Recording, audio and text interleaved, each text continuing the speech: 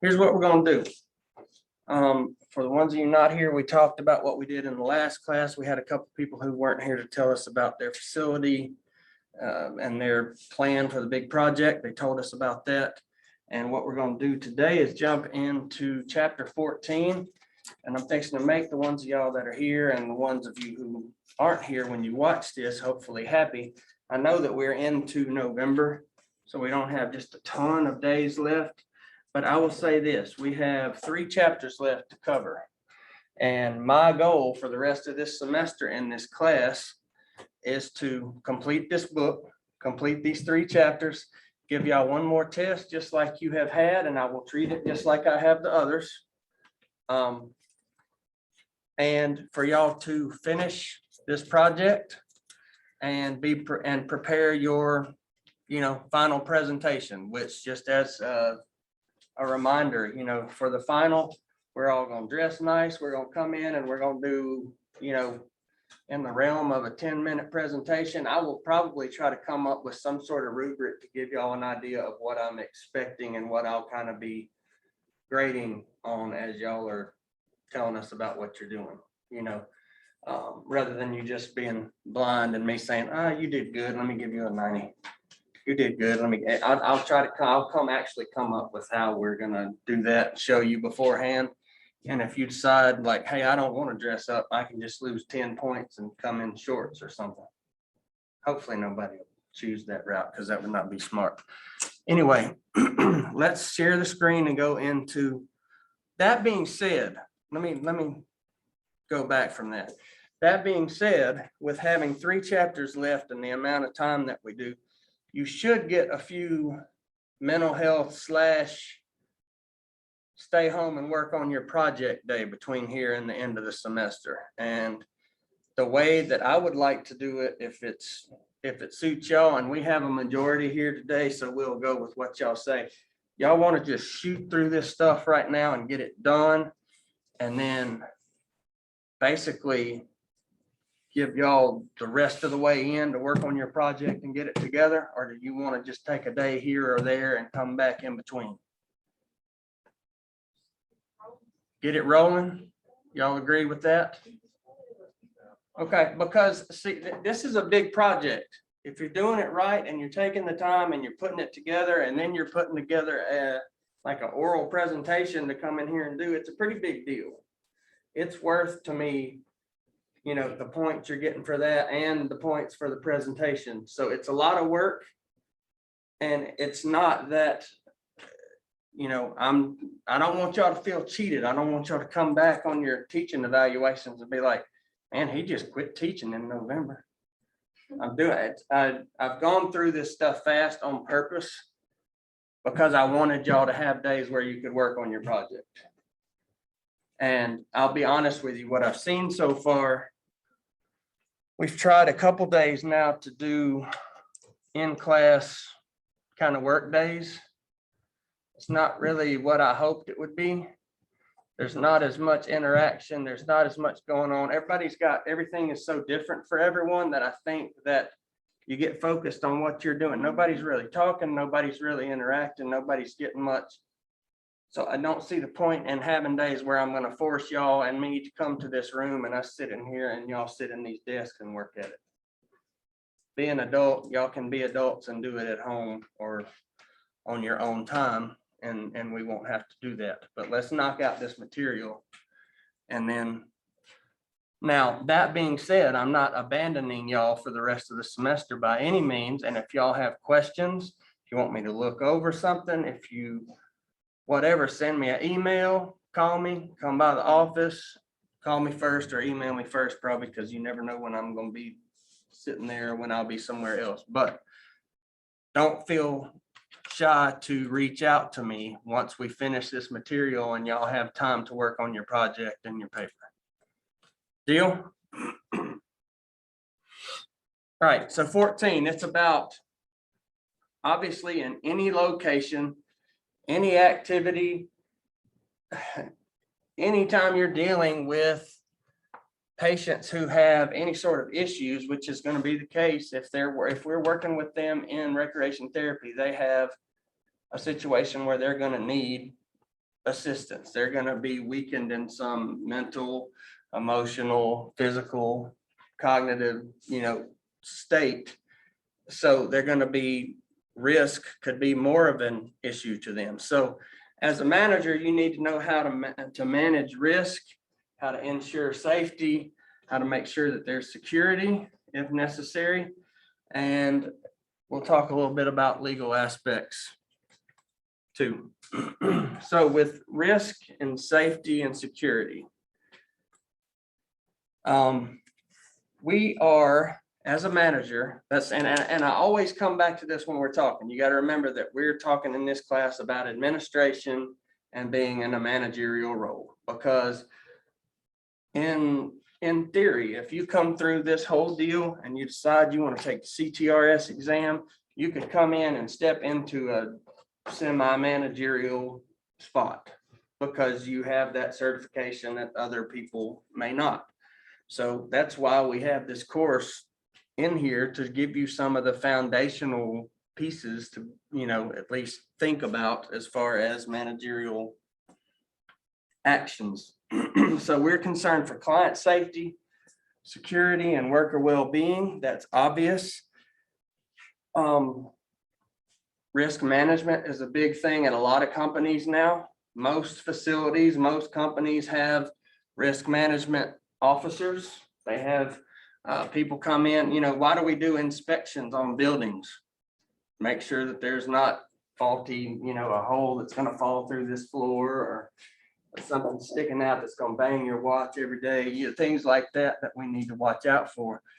But we've seen that risk management, being present and active, has improved the quality of what's being put out, because there's fewer issues. Because what's happening is things are getting cut off before they happen, which are distractions, which are things that have to be fixed, which are going to slow you down. So managers now they're shifting focus from identifying causes of errors to providing quality services in a safe, secure environment. You're not having to spend the time finding out why did this happen, because you've got people in charge of risk management, and you've got a risk management plan. In a weight room, do you just leave your weights laying on the floor, or do you rack them? Okay, that is a very simplified version of risk management, right? If you have people who have trouble with vision, which we may in rec therapy, and you have a workout area and you have things laying around on the floor, it's an accident waiting to happen, right? It's very simple. But by putting something in place to make sure that those things are picked up and they're not going to walk in and trip over something, you have performed risk management and given them a safe, secure environment where you can be sure that you're providing a good service without worrying about somebody getting hurt. You're focusing on putting out a good product rather than focusing on, oh my God, why did that guy fall down those stairs? Because we didn't have enough lighting. Why hadn't the bulb been changed? And you're tracking all this stuff down when you could have been worrying about scheduling and seeing how many patients you could see that day. So what's risk management? It's all about the process of determining what risks, safety, and security issues your unit faces. So what sort of inherent risks are you? What sort of, I thought we had a Bigfoot in here for a second. What sort of inherent risks are in your location? Hunter's facility, his dream place. What inherent risk do you have? Drowning, boom. Sunburn. That's why I don't like the beach. I like the beach and I love swimming. I'm a water guy, but I'm a leprechaun, and I'm getting burnt right now from this light over my head. I'll probably have a red head by the time I get done. Anyway, you think about what you offer, what sort of facilities you have, and what kind of risk things are there. You determine what risks are already going to be there, what kind of safety problems, what security issues you might have. When I was over the city pool, the world in the last little while has gotten crazy. and you got these active shooter situations and stuff, okay? At the Oxford City Pool, has anybody ever been there? Okay, y'all, it's a nice, big, large, fenced-in pool with mesh around it and tall sides that's hard to scale and get in, thus hard to scale and get out, you know. There is an entrance that you come in. There's 2 glass doors that open up and you come in. And when you leave, you go out of those 2 glass doors. So what happens during the day is that pool fills up with all these people. On a good day, there's several hundred people in that pool at once. I mean, the water's just churning like piranhas. There's so many people in there. Okay, say we get a bad guy, decide he wants to come and shoot everybody up. How they gonna get out? One way out, one way in. I started unlocking. I started when I would come in every day, I would leave a gate on the far side unlocked, but looked like it was locked. Where, I mean, hell, I probably would have got shot trying to get across there and pop the door open, but I was trying to give people a chance. That's an example of thinking about, hey, what could happen? And that sucked to think about, and it was really pretty scary. I also put in security cameras out there to help. This came after somebody did come in. They stole a gun out of somebody's car in the parking lot, put it in their backpack and brought it into the pool. And we caught them. And it ended up being this big thing. And shortly after that, I got permission to install security cameras, which that helped my cause with getting that done. And that changed, that one small thing changed the clientele that were using the pool to a degree. Some people stopped coming when those cameras came up. Funny how that worked. It wasn't done to drive people away. It was done for me to be able to look back at cameras and say that, no, this is what happened. You know, I also used it as a risk strategy as where, like when we had to do a save, a water save, where somebody actually had to jump in and pull somebody to the side. I could go back and review.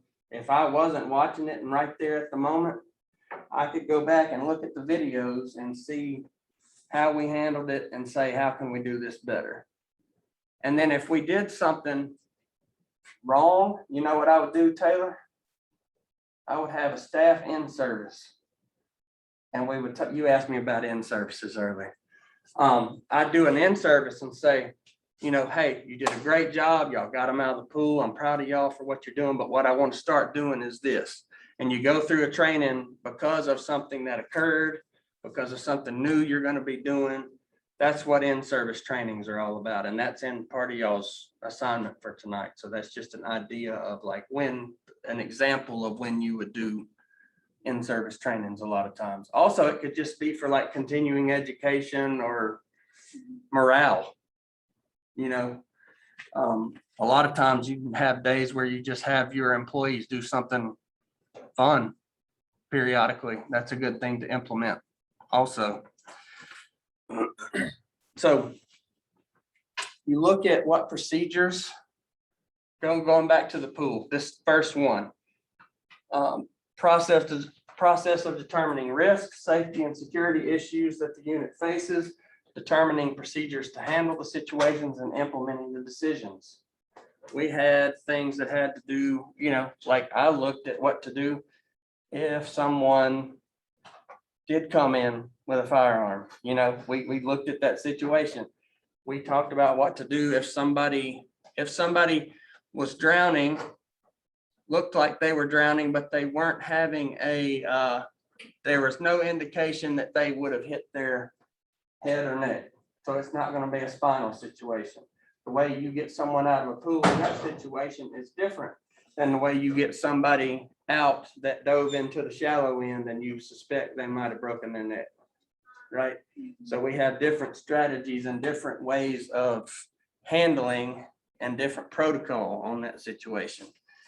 Some things that you could look for examples, natural conditions, you know, back to the pool. If it lightning, whether it was way off, if you could see lightning, we were out of the pool, for 30 minutes from the last time you see lightning or hear thunder. Just, that's the rule. That was based on natural conditions. Staff errors of omission or commission, that's either not doing something they should have done or doing something that they should not do. Lawsuits, terrorism, violence, caregiver emergencies. These are situations where you need to have standards and ideas and procedures in place of what you're going to do. So you develop procedures to avoid what you can and reduce potential harm or loss. That's supposed to be loss, not lose, and create safe, secure care and work and safe, secure care and work settings. So your employees feel safe, you feel safe, people that you're serving feel safe. Better for everybody. They know that you've put time and thought into making sure what's going on. So as a manager, your tasks in this whole risk management, safety, security, legal aspect deal that we're talking about, you need to identify, analyze, evaluate risks and threats and concerns. So you need to be thinking ahead of time. You don't want to be this person. It sucks to be this person, but you got to think sometimes what can go wrong. What could happen? What's the worst case scenario? You also need to think about what's the best case scenario to keep yourself sane, right? Then you want to prepare, implement, monitor, and evaluate a plan. So eventually, most times you're going to get to test out what you have theorized and see whether or not, hey, what we put together, was that a good plan? Did it work? Was it smooth? What can we do to improve it? You want to monitor adherence to standards and laws and regulations, because if those things aren't being adhered to, who are they going to come talk to? You, because you're the manager, right? You want to ensure documentation and reporting of results, especially in the cases of where there's some sort of injury, or, you know, what you think happens when somebody falls down in Walmart. Yeah, they fixing soup, but what is Walmart's, yeah, that number one, you nailed it on that. Number two, I'm going to Walmart after work today. I got on my slick shoes too.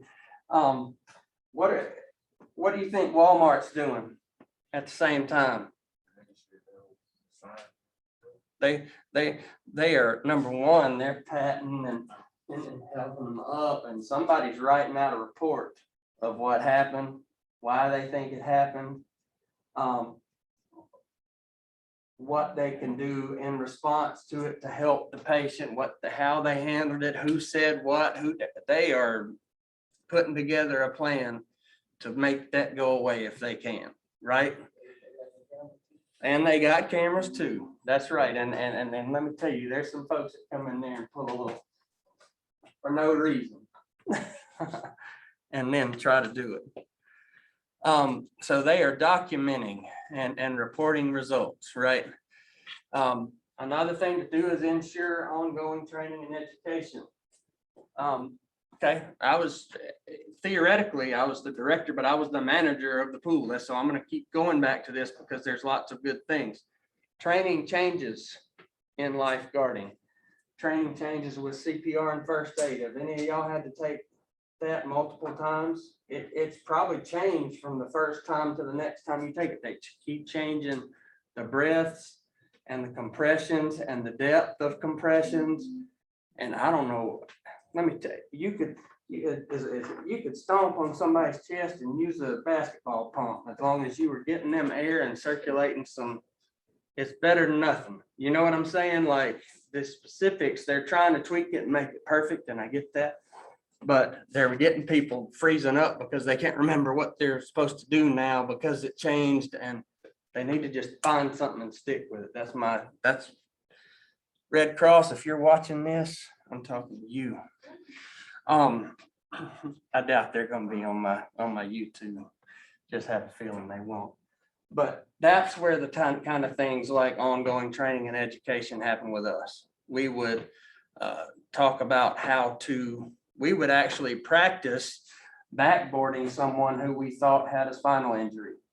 You know, periodically we would do a fake deal.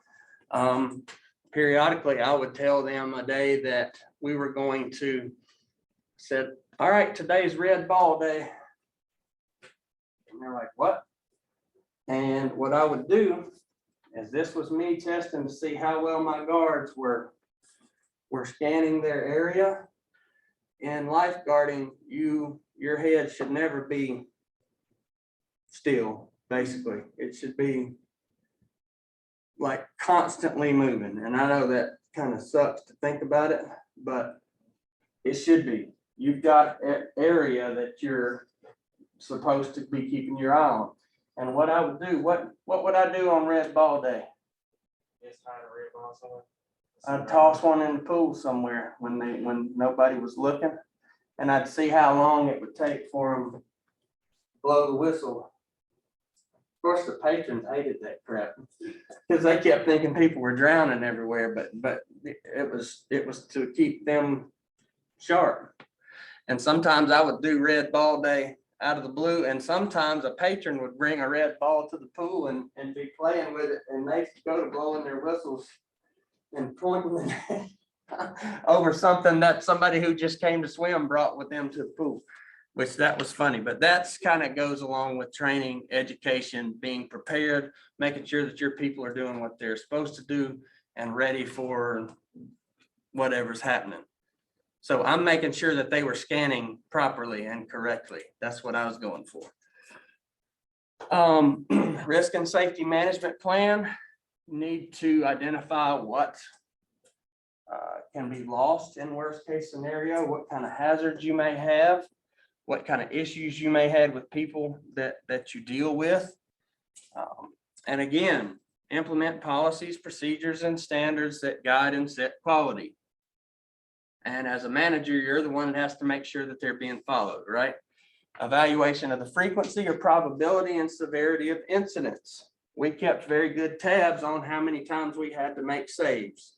We had a first aid book where we marked down every time somebody came with a scrape, a scratch, and stuff like that happens all the time.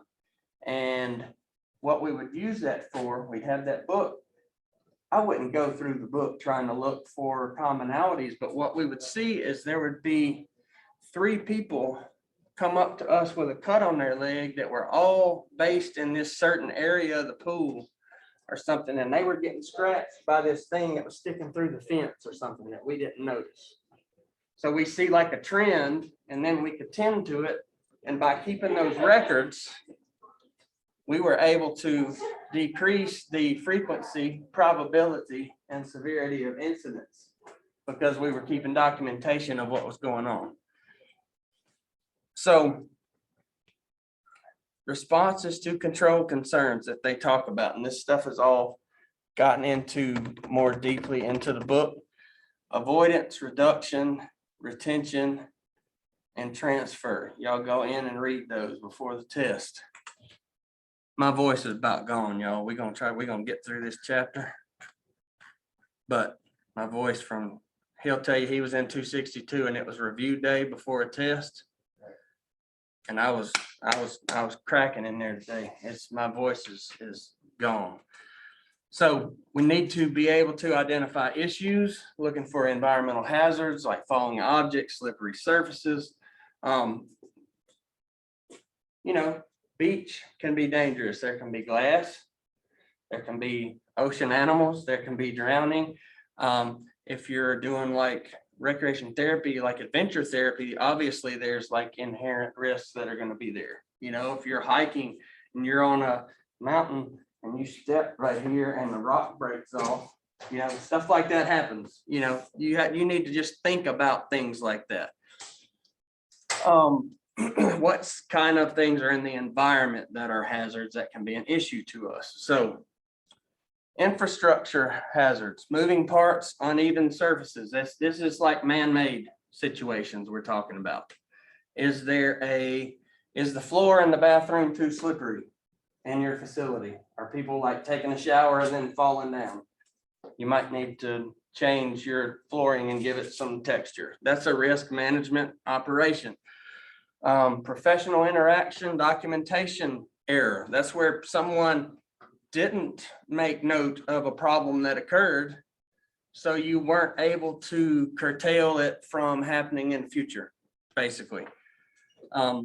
Intervention during API, basically the failure to identify need through assessment and proper supervision. Not following the protocol, not going in order, not using the proper assessment. Therefore, you're going to be planning activities that maybe someone shouldn't be doing, right? You're setting the wrong goals, you're setting the wrong objectives because you haven't followed API and you haven't done appropriate assessment. That's an issue. You're going to get somebody hurt. Crisis management is another. Significant weather issues, violence, chemicals. You never know when any of that stuff's going to happen these days, for sure. So when you have an issue, you got to evaluate it. You want to look at it in relation to a couple main things. And then they have them in the wrong order on this slide. Financial losses and potential for human danger. Degree of injury. Don't you think those are backwards? I would list them backwards, the opposite direction on there myself. You know, you really need to be more worried about what's happening to your peoples, you know. Potential for human danger, the degree of injury, like how bad were they hurt? But, you know, when it comes down to this whole risk management, it's not just about personal liability and people getting hurt kind of risk. It's what kind of risk does it pose to our facility, to our establishment in financial ways too. Could we be sued? Could we be put out of business because of this? You know, like you need to know what the financial ramifications might be for your incidents and try to track and see how you can keep that from happening. What's the potential frequency or extent of the probability of the occurrence or reportable incident? You know, we looked at that in regards to how many times we had to jump into the pool to make saves at the pool. You know, anytime we had to jump in, to me, that was a dangerous situation. You know, the person obviously that we're jumping in for is in danger, but what are they? Because they're scared and they're in danger, what are they going to be doing? Panicking. So what they going to do to my lifeguards when they get there? Push them under, kick them, pinch them, like no telling, they're freaking out, you know. So you got more than one person at risk. So that's why I did things like Red Ball Day to keep them alert and keep them watching their areas and scanning. And what that does, the patrons see that, they're going to be a little less likely to do something reckless and crazy because they see that the lifeguards are doing their job and they're blowing their whistles and they're stopping things and they're catching things before they happen. That's the key to this whole deal is cutting things off where you don't have to worry about financial losses because you've thought about, hey, this could happen now. And you're not being a pessimist, you're being smart. You see what I'm saying? There's a difference. You know, you're trying, some people are going to call you, you know, say you're doing overkill, you think too much, you worry too much about stuff. But if it saves one person from drowning or from falling or from breaking a leg, or it was well worth what you did. Okay. So what's the potential that it could happen? If it does, how bad could it probably be? Whatever your main issues that are possible at your facility or location could be. What is the degree of the harm or severity that they get when it actually does happen? So risk strategies. Sometimes your best option to avoid risk is to not offer something that is danger based. That somebody could get hurt doing. You know, you damn sure don't want to open a a high ropes course and have people out there running it that aren't trained to run a high ropes course. Common sense type stuff there. You know what I mean? You just need to, sometimes you just don't offer something because of the chance that somebody could get hurt. It's not worth it. Would some people enjoy it? Absolutely. Can you find an alternate activity that's less likely to get somebody hurt or killed or suing you? Probably so. I think that's a better option. Transfer is another type of risk strategy, and that's basically like where people sign these waivers saying, I'm saying that I'm going to do this. I will not sue you if I get hurt. You're transferring the risk over to that person. Is what you're doing. Reduction, you reduce the frequency and severity by inspecting areas, hiring competent staff, and making sure that performance standards are being upheld and conformed to by your staff. That's your managerial role anyway. This is just in relation to things where people could be harmed, equipment could be harmed. You got to think about that too. You know, that's a risk to your business, to your facility. If people are tearing up your stuff, is that a risk management situation? It makes your equipment unsafe. It's going to cost you money. You got to think about your equipment and your stuff too, not just the people even. And retention. You know, this is about, hey, we're going to keep offering skydiving, but in order for you to do it, you got to have skydiving insurance. You have to have proof of it. You know, you still keep the experience, but they have to have insurance or professional liability insurance where either you have specific coverage at your facility to cover anything that happens, or you make the people that are going to participate have experience. There's some internship sites that, for the sake of their risk management plan, they have students, if they're going to come in and do internships, sometimes they make them carry individual insurance to cover anything that may happen involving them while they're with them, because they're not employees, therefore they're not covered under their insurance, and they don't want to be held responsible or anything like that. I get it. And just to make y'all feel better, in case it does happen to anybody, if you happen to go somewhere and they tell you that, it's cheap.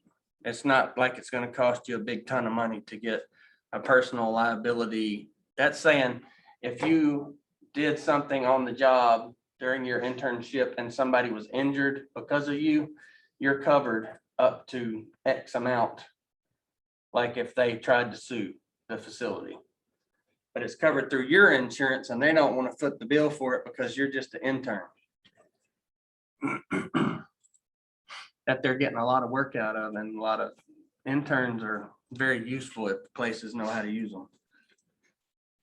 Okay, you also need to implement and report on plans. In making this effective, you make everyone a safety officer. You're not giving everybody a little badge and sticking it on their shirt and saying, you're a safety officer. You're not doing that. What you're doing is you are saying, hey guys, if y'all see anything out of the ordinary, if you see something that you think looks dangerous, if you see somebody slip in a certain spot, I want y'all to tell me. Where it becomes the norm and it becomes expected for people to tell you any safety issues that they see. You know, you don't want it to be a place where they don't want to come to you. You want to make sure that it's clear that, hey, I expect y'all to let me know if you see something unsafe happening or a potential problem coming up. Managers and staff need to continually review your practices and document and revise strategies. What kind of documents do you have when there's an issue? What kind of strategies do you have in place as far as risk management? You got to look at those and make sure that they're going to change depending on if your facilities change, depending on if your clientele change, things like that. So you need to things as comfortable as it is to get these things in place and just let them be and use them forever. That's not how the world works. Everything changes and we have to adapt and revise and change things as things change around us. Most places are going to have agency staff that are going to be placed there for risk and safety. Officers, you know, that's kind of their job. A risk management department is located in a lot of places now. And that's because this world has gotten so litigious where everybody wants to sue somebody. That's risk management blew up when everybody decided they were going to sue everybody.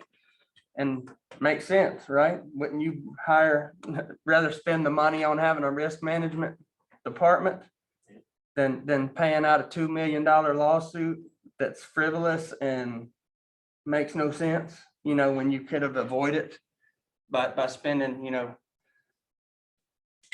$70,000 on 2 staff, you know, to keep an eye on those things. I don't know. I just threw that number out of the air.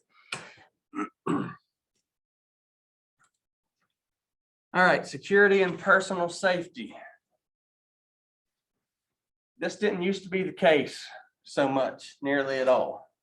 But now a lot of people, because of today's world and all the craziness and things that have come to be around us, safety and sense of personal safety in the workplace is a contemporary social issue. If someone doesn't feel as though they're safe in the workplace, are they going to be effective in the workplace? Or are they going to be distracted and looking over their shoulder and not very effective? That's the answer. They're not going to be. Healthcare workers and constituents may experience numerous threats to their safety. How many times do you think a doctor that has done his absolute best for a patient is threatened by families because they don't think what he did was good enough, or they don't agree with what he chose to do for their family member? Because emotions are high, y'all. That's a situation where, you know, they get threats to their safety. They also, what's a threat to healthcare workers' safety right now? COVID. You know, it's a big topic in healthcare right now too. You know, with the vaccinations and all that good stuff. Even here on campus, it's a big topic.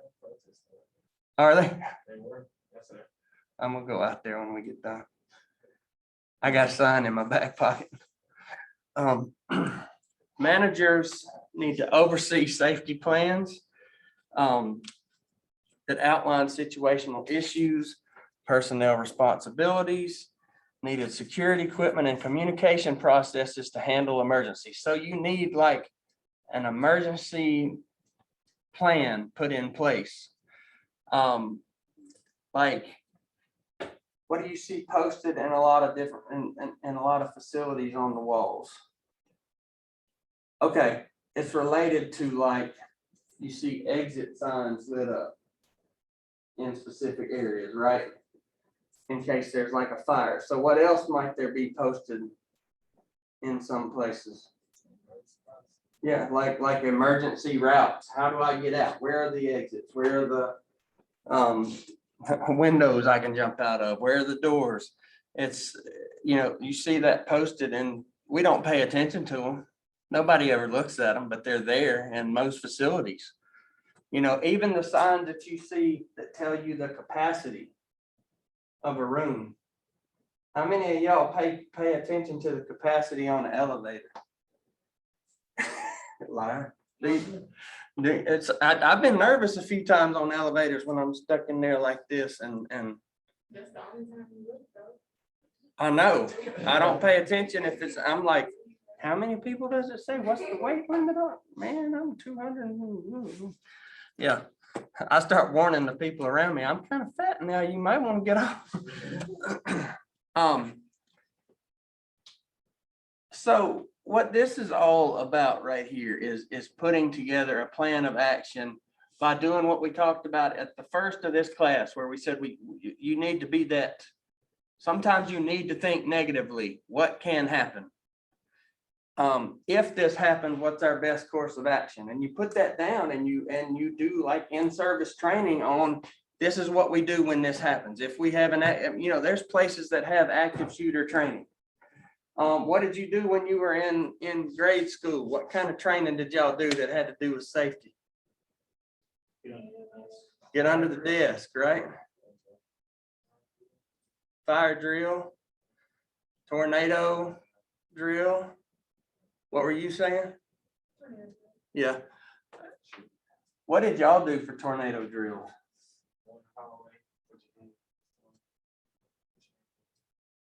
Okay, it didn't change much.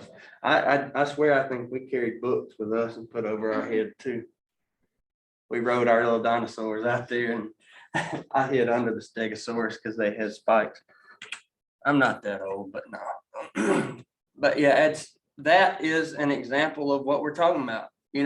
You have an emergency action plan that you put in place because you, as a manager, have looked at, hey, what's the worst that could happen? And then you say, if it does happen, what do we need to do? And then you put that in place, you put it down on paper, you train people, you train your staff on what to do. And that way, when it happens, there's not this mass pandemonium. Hopefully, and there's going to be some people freak out, but you're going to have some people that are going to be, you've got those people that zone in and are calm and collected and do what they're supposed to do and help people get out and get it handled, whatever that situation may be, whether it's an active shooter, whether it's a fire, whether it's, a lion got in this building. I haven't heard what the protocol is if that happened, but still. So there's different security and safety resources that are out there. One of them that you think of off the top of our head here in the US that keeps people safe, OSHA. They're the little watchdogs that have to do with safety, right? They worry about how you are, how do you handle hazardous materials, needles, and are you wearing a hard hat when you should be wearing a hard hat? Are you using respiratory equipment when you're breathing things that you shouldn't be breathing? They're making sure that you're doing the things that you should do to be safe. They are there for helping risk management cause, basically. In Canada, the Canadian Health Act is a similar situation. There's federal organizations. I think we've all heard of this one, this next one here, the CDC, Center for Disease Control and Prevention.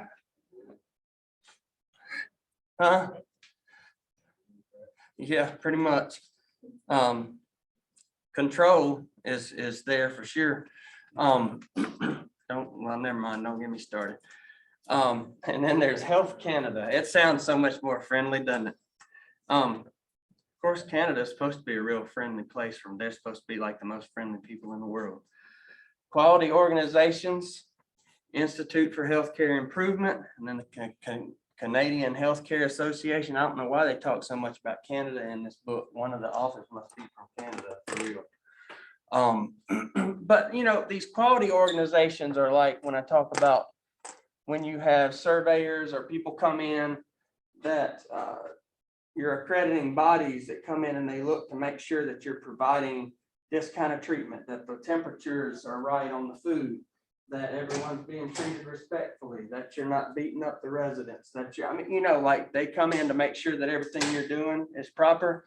They also are looking for safety issues. They're looking to make sure that the doors aren't falling off their hinges and that there's not rust in the showers that are going to cut somebody. They're looking at those things too. So these same watchdog organizations that you hire in most of the time that come in to check and see if you're doing what you're supposed to be doing are also helping you by looking for safety issues.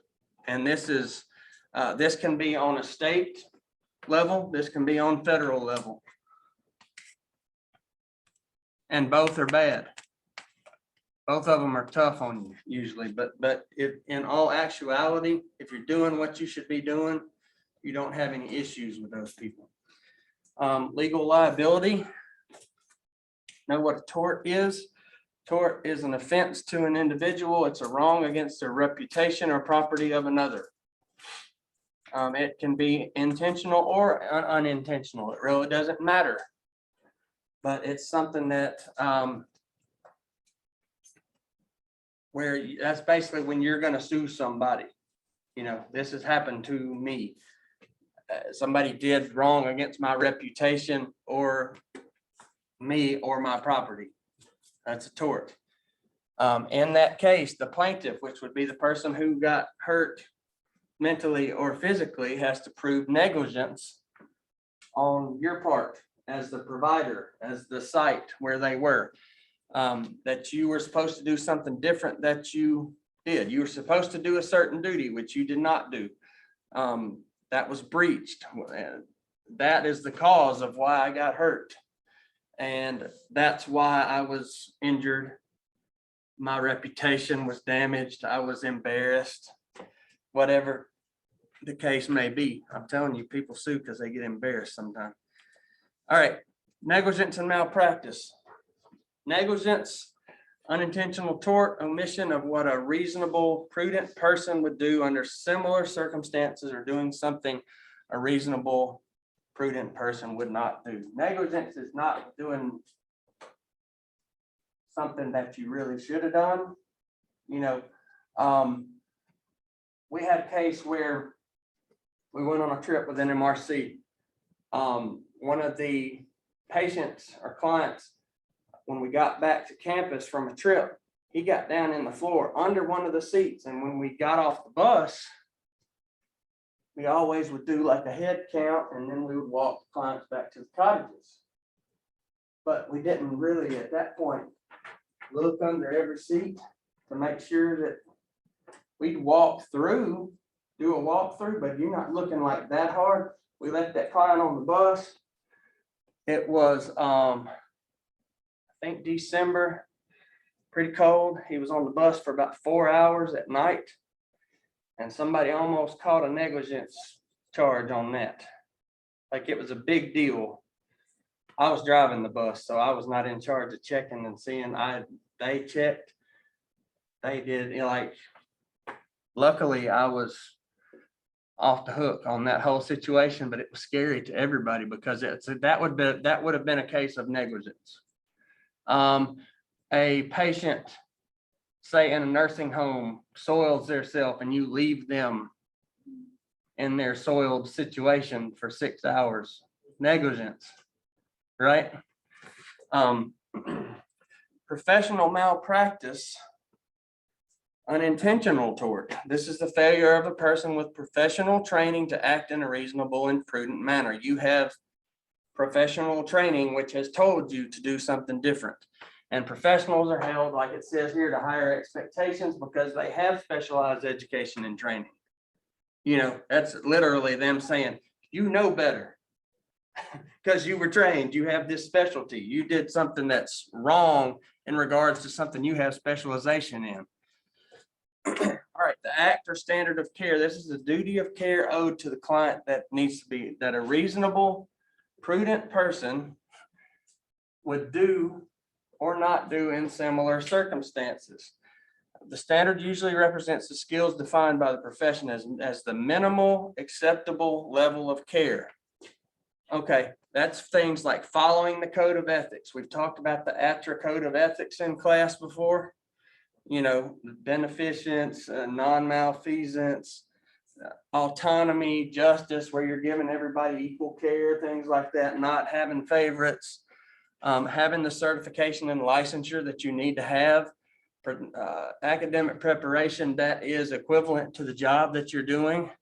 You know, you need to make sure that those are level, and experiential training, where, you know, is the person trained accordingly to be offering what they're doing. You know, I couldn't go start doing physical therapy today because I haven't gone through physical therapy school.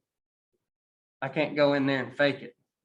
You know, if I did, I would be misrepresenting myself and would be obviously a risk management issue, because I'm probably gonna hurt somebody because I don't know what I'm doing.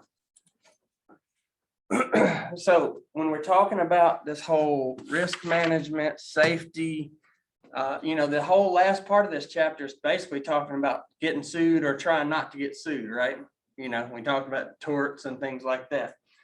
As a manager, your concerns are to make sure that your consumers are getting their rights that they are owed. You don't want to have an invasion of privacy. Any communication that needs to be confidential needs to remain that way.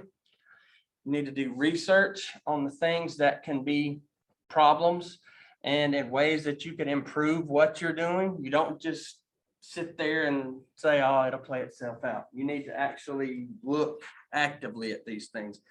Informed consent. That word's getting thrown around with the jab, informed consent. They talk about that with shots. Have y'all heard that in any other stuff? That it's, you need to be told, hey, this is what you're signing up for.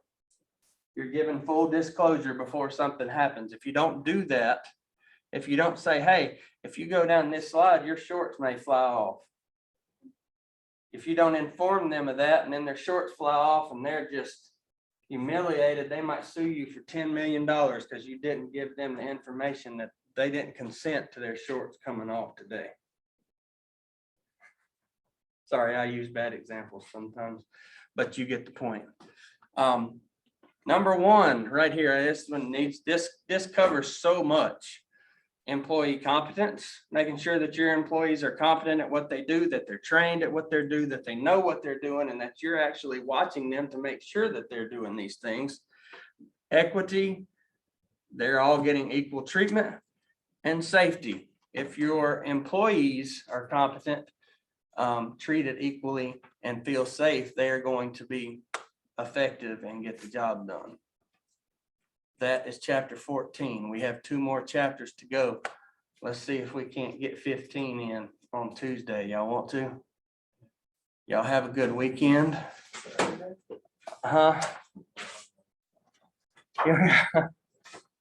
It's Thursday, right? I understand, my man. Y'all have a good